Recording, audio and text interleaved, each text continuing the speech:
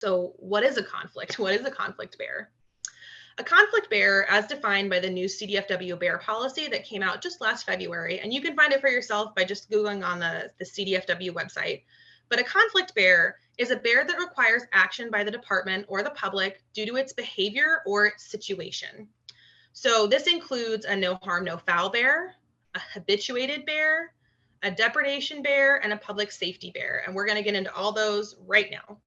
So a no harm, no foul bear is just a bear that's in the wrong place at the wrong time, usually a juvenile dispersing from mom, trying to, figure out how to bear on its own for the first time, and it just is straight into an area where an incident could occur, but it's not really engaging in nuisance activity, it's not causing property damage, but may potentially require assistance to return to nearby suitable habitat.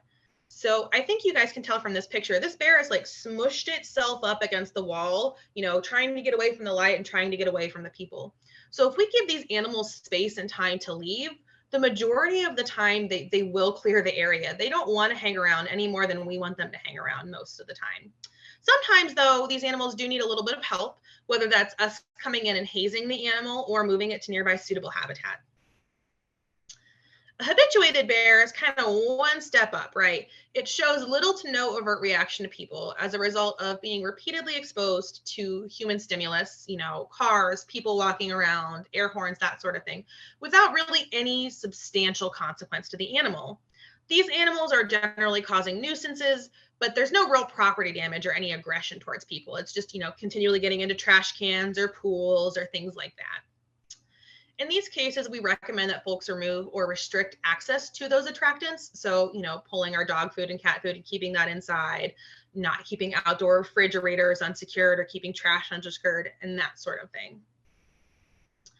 A depredation bear is kind of an escalated habituated bear. So it has now threatened to or is actively damaging or destroying property.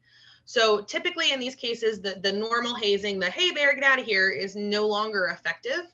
So, and even if the animal does scare away, it might be coming back. So in these cases, what we recommend is more advanced hazing or more advanced deterrence. So kind of upping the ante a little bit and trying to get that bear to leave the area and to understand that there are consequences to its actions.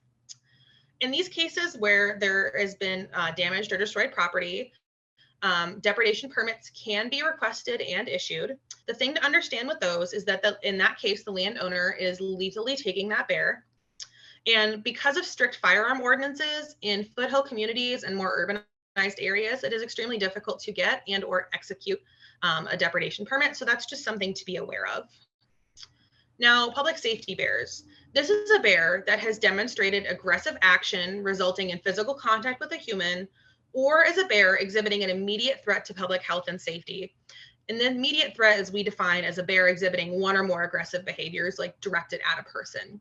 However, it's important to note that it's important to think about the situation and we look at the context of the situation as a whole.